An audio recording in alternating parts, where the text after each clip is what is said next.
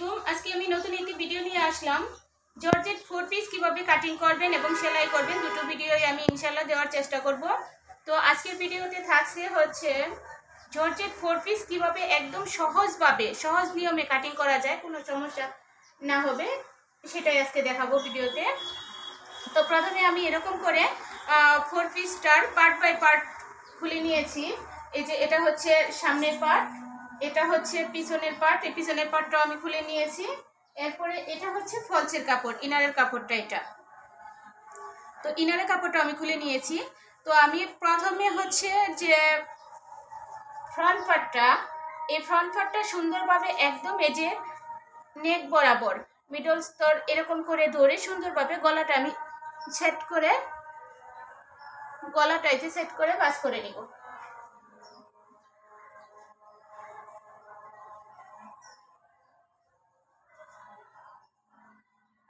যে গলাটা সুন্দরভাবে বসিয়ে আমি ভাঁজ করে নিলাম। এরপর এটার উপরে আমি একে একে সবগুলি পার্ট ভাঁজ করে দিব। এই যে এই পার্টটার উপরে আমি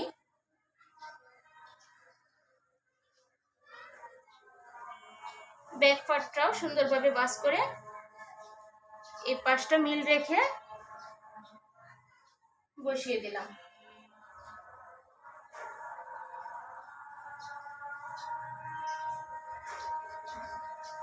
আমার ফ্রন্ট পার্ট ব্যাক পার্ট দুইটাই বসানো শেষ। এবার হচ্ছে যেটা মেন, সেটা হচ্ছে ফলসের কাপড়টা সব সময় সবার উপরে রাখবেন। এই যে ফলসের কাপড়টা আমি সবার উপরে রাখছি। ফলসের কাপড়টা এরকম করে একবার ভাঁজ দিয়ে এরপরে এই দুই ভাঁজ হবে, দুই ভাঁজ হওয়ার পরে দুই ভাঁজ কাপড়কে মোট 4 ভাঁজে ভাঁজ করে নেবেন। এই যে আমি মোট 4 ভাঁজে ভাঁজ করে নিয়েছি। 4 ভাঁজে ভাঁজ করে নিয়ে সুন্দরভাবে আমি এই কাপড়টাকে এইভাবে ভাঁজ করে দিব। এই যে দেখুন আমি খুব সুন্দরভাবে ফলসের কাপড়টা 4 পার্ট করে ভাঁজ করে নিয়েছি। এই যে 1 পার্ট, 2 পার্ট, 3 পার্ট, এই 4 পার্ট, এই 4 পার্ট করে ভাঁজ করে সুন্দর করে আমি উপরের কাপড়টাতে বসিয়ে দিয়েছি। এবার হচ্ছে সুন্দরভাবে এই পাশ থেকে মেজারমেন্ট করে নেবেন, বন্ধ অংশের দিক থেকে মাপটা নেবেন। আগে এই পাশে যে উপরে যে এলোমেলো কাপড়টা, এই কাপড়টা কাটিং করে নিচ্ছি, কাপড়টা কাটিং করে সমান করে নিচ্ছি।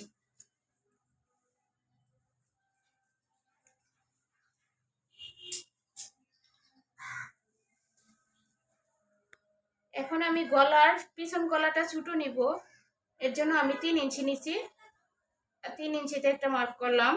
এরপর সামনের গলাটা নিব আমি 6 ইঞ্চি টিপ, তো আমি 6 একটা মার্ক করলাম। এরপর আমি গলার পাশ নিব 2.25, কাঁধের অংশ নিব আমি 4, কাঁধের অংশটা আমি 4 ইঞ্চি নিলাম। এটা আমি 38 ইঞ্চি বডির জন্য জামাটা কাটিং করছি।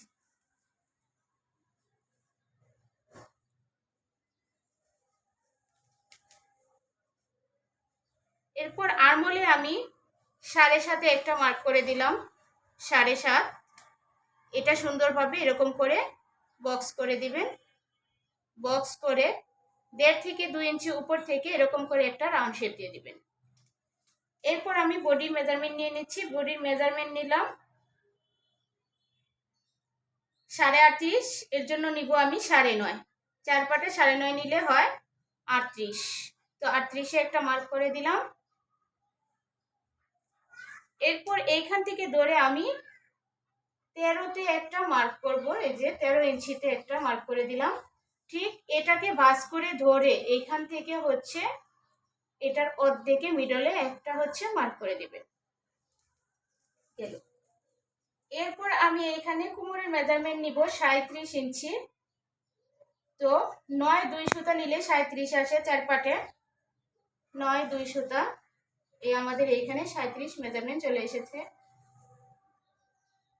এইখানে নিব আমি 33 পেটের জায়গাটায়। তো 8 আরো 2 সুতা নিলে 33 হয়ে যায়। মোট 8.25 নিলে 4 পাটে 33 হয়। তো এই 33 আমি একটা মার্ক করে দিলাম। এখন সুন্দরভাবে কাপড়টাকে ধরে, কাপড়টা যাতে নাড়াচাড়া না খায় এর জন্য হচ্ছে আমি এইভাবে মার্কগুলি মিলিয়ে দিচ্ছি। এই যে সুন্দর করে আস্তে আস্তে মার্কগুলি মিলিয়ে নিন। এরপর এইখান থেকে সামনের দিকে আরো 1 থেকে 1.5 ইঞ্চি বাহির দিয়ে এরকম করে আরেকটা মার্ক করে নেবেন, ঠিক এই বরাবর। তো এইখানে আমার সুন্দরভাবে যতটুকু আছে এই জামার ঘেরটা আমি ততটুকুই রাখবো। তো 12.5 আছে, আমি 12.5 রেখে দিব। আর একটু বেশি থাকলে আর একটু বেশি রাখতাম, তবে কাপড়টা এখানে কম আছে এর জন্য যা আছে আমি তাই রেখে দিলাম।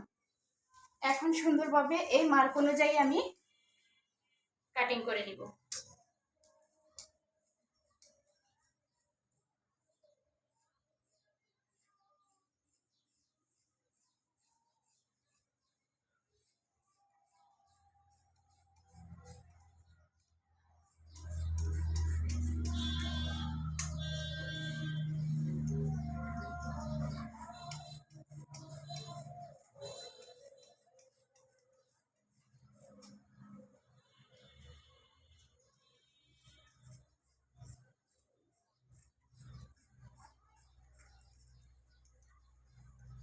এই যে এইখানে ধরে কাঁধের এই জায়গা 1/2 ইঞ্চি ডাউন শেপ করে দিবেন।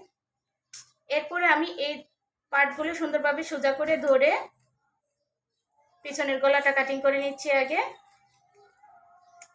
পিছনের গলাটা কাটিং করার পরে হচ্ছে এই যে মার্কগুলি দিয়েছি এখানে আমি কাট মার্ক করে দেব সেলাইয়ের সুবিধার জন্য।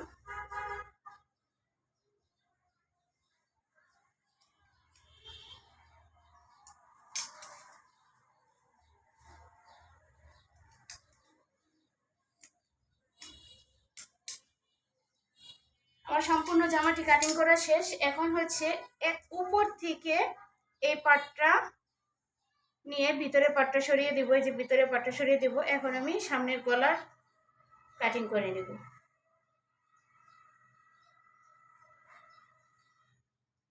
সামনের গলাটি কাটিং করার জন্য ভিতর থেকে আমার ভিতরের পাটটি সরিয়ে নিতে হবে। আমি সরিয়ে নিয়েছি।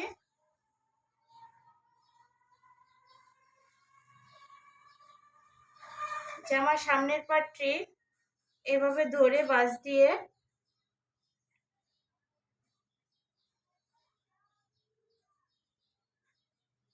যাতে সমান থাকে এদিকে খেয়াল করে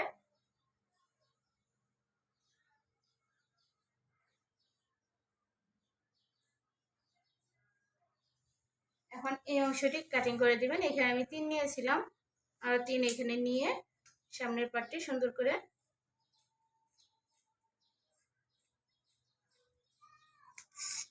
সামনের পাটটি আমার কাটিং করা শেষ।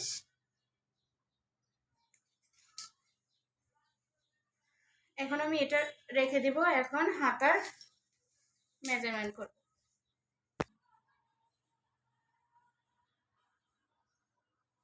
এখন এই যে হাতাটি আমি কাটিং করব, এর জন্য হচ্ছে হাতাটিকে আমি প্রথমে 2টা বাঁশ দিয়ে নিব। 2টা বাঁশ দিয়ে নিলাম। আমি 2টা হাতা একসঙ্গে কাটিং করব। এই 2টা হাতাকে আমি আবার 4 পাটে বাঁশ দিয়ে নিলাম।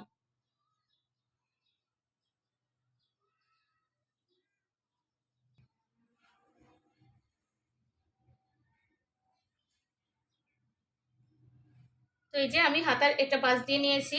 এখন হচ্ছে আমি হাতার ভিতরে হচ্ছে সেমিসের ফলস লাগাবো। এর জন্য হচ্ছে আমি এই যে সেলোয়ারের থেকে যে কাপড়টা বের হয়েছে আমি সেই কাপড়টা দিয়ে এখানে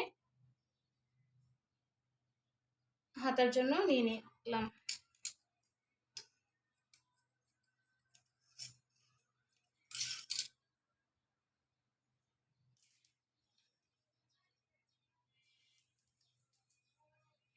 সাড়ে 7 আরমোল নিয়েছিলাম আমি।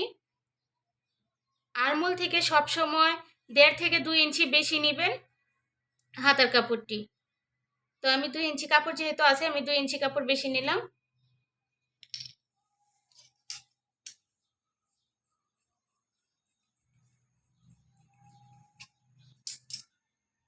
তো এই হাতাটি আমি প্লাজো হাতা কাটিং করব। তো দেখুন, আপনারা জানেন সবসময় হাতার রাউন্ড শেপ 3 ইঞ্চি নিচে দিয়ে আমি সবার জন্য এটা অবশ্যই মাথায় রাখবেন যে এরকম 3 ইঞ্চি নিচে দিতে হয়। আবার 40-এর উপরে 42 তারও উপরে যদি কারো মেজারমেন্ট হয় বডির মাপ, তাহলে সেটা অবশ্যই মাপটা বাড়তি হবে। এই যে সামনে সেলাই দিলে যাতে আমার এই লেসটা ঠিক থাকে, এর জন্য আমি 1 ইঞ্চি উপর থেকে কাটিং করে দিলাম। এটা আমি প্লাজো হাতা কাটিং করব, এর জন্য হচ্ছে এইভাবে দিয়ে আমি রাউন্ড শেপ দিয়ে দিলাম।